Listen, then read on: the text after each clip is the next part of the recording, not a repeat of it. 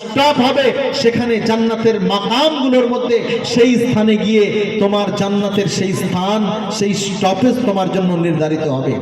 আর এই কোরআনুল কারীম যারা হাফেজ হচ্ছে, এই হাফেজে কোরআনদের সম্পর্কে আল্লাহ রাসূল বলছেন, একজন হাফেজে কোরআনদেরকে কাল কিয়ামতের কঠিন দিনে যখন প্রত্যেকটা নবী, যখন আদম আলাইহিস সালাতু ওয়াস সালাম বলবেন ইয়া রাব্বি নাফসি ইয়া রাব্বি নাফসি, হায় আমার কি হবে আমার কি হবে, তখন বলবেন যাও তোমরা নূহ নবীর কাছে যাও। নূহ আলাইহিস সালামের কাছে যখন আসবেন সমস্ত নবীর উম্মতরা, নূহ আলাইহিস সালাম তখন বলবেন, আদম আলাইহিস সালাম কারণ দেখাবেন, আল্লাহ পাক আমাকে বলেছিলেন লা তাকরাবা হাযিহিশ শাজারা ফাতাকুনা মিনাজ জালিমিন, এই গাছের ধারে কাছে যেও না, তাহলে জালিমিনদের অন্তর্ভুক্ত হয়ে যাবে।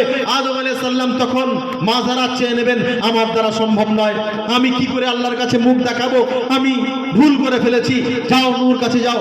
নূহ আলাইহিস সালাম বলবেন ইয়া রাব্বি নাফসি ইয়া রাব্বি নাফসি। নূহ আলাইহিস সালাম বলবেন যাও সমস্ত উম্মতরা তোমরা ইব্রাহিমের কাছে যাও। ইব্রাহিম আলাইহিস সালামের কাছে যখন আসবে তিনিও বলবেন ইয়া রাব্বি নাফসি ইয়া রাব্বি নাফসি। একদম শেষ পর্যন্ত প্রত্যেকটা নবীর মুখের বাণী যখন হবে এই, সবাই শেষ নবী, আখির নবী, আমার নবী, আপনার নবী, দয়ার নবী, বিশ্ব নবী, রাহমাতাল লিল আলামিনের কাছে যখন আসবেন, তখন সিজদারত অবস্থায় থাকবেন, তখন আল্লাহ পাক বলবেন ইয়া মুহাম্মদ ইরফা রাসাক, হে নবী, হে আমার হাবিব, হে দোস্ত, হে মুহাম্মদ তুমি মাথা তোলো, আর ইসফা তুশাফা, তুমি চাও সুপারিশ করো, তোমার সুপারিশ আজকের অ্যাকসেপ্টেবল, গ্রহণ করা হবে, তুমি যা চাইবে তাই করা হবে। তখন আল্লাহর রাসূল মাথা তুলবেন।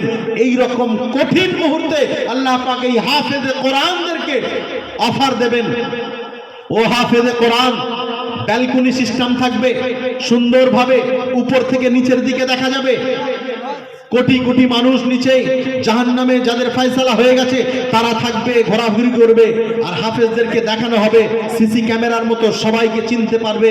হাফেজদেরকে বলা হবে ও হাফেজে কোরআন, তুমি ওই যে গোয়ালবাড়ি আইনুল উলুম মাদ্রাসায় পড়েছিলে, তোমার ওই এলাকার মানুষ যারা অর্থ দিয়ে, টাকা দিয়ে, চাল দিয়ে তোমাদের পাশে থেকে তোমাদের হাফেজ হওয়ার সুযোগ করে দিয়েছিল, যার বাড়ি জায়গিরি খেতে, যে তোমার পড়াশোনার জন্য বিভিন্নভাবে সহযোগিতা করেছে, এর মধ্যে দেখো কাউকে চিনতে পারো কিনা, যাদের জন্য জাহান্নাম অবধারিত হয়ে গেছে, জাহান্নাম অজীব হয়ে গেছে। তখন এই হাফেজে কোরআন এদিক ওদিক দেখতে দেখতে দেখবে কোষ্ঠী পাথরে, যাতে আমরা আমাদের জীবনটাকে সুন্দরভাবে গড়তে পারি সেই চেষ্টা করি। পরবর্তী বক্তা যিনি আসবেন তার আলোচনা আমরা শুনব, তার আগে আমরা এখন এই পর্যন্ত যে আলোচনা শুনলাম কোরআন ও হাদিসের আলোকে, আল্লাহ পাক আমাদের প্রত্যেককেই এই বলা, এই শোনা থেকে আমাদের আমলে বাস্তবায়িত করার, আমলে রূপদান করার তৌফিক দান করুন। এই বলে আমি আমার সংক্ষিপ্ত বক্তব্য ইতি টানছি। ওয়া আখির দাওয়ানা আনিল হামদুলিল্লাহি রাব্বিল আলামিন।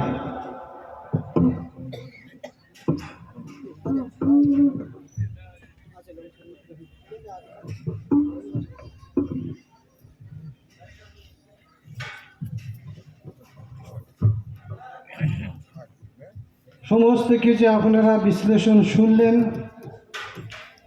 যদি আমরা দিলে দিলে অন্তরে পরিকল্পনা, নিয়ত পাকাপুক্ত করে থাকি, ইনশাআল্লাহ সুম্মা ইনশাআল্লাহ আমরা এর পরিপূর্ণ সওয়াব ও আজর পেয়ে যাব।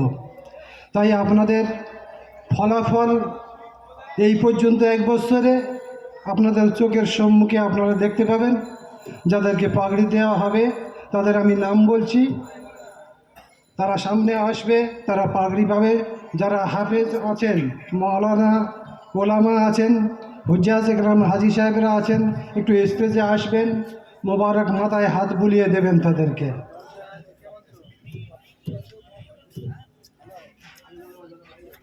ভাই যারা আলেম ওলামারা নিচে আসেন আপনাদের উপরে আসুন।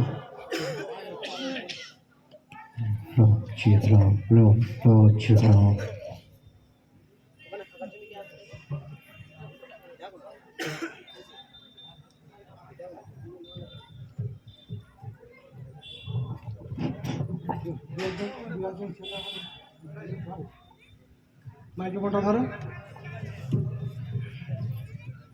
আমি আমাদের ছাত্র হাফেজ নাজমুল হাসান মোল্লা, পিতা ইসমাইল মোল্লা, গ্রাম পোস্ট উত্তর ভাঙনখালী, খেড়িয়া, থানা বাসন্তী, জেলা দক্ষিণ 24 পরগনা, তাকে সামনে আসতে বলছি। ভাই নাজমুলের আব্বারা আছে, ভাইরা আছেন কেউ? সামনে আসুন।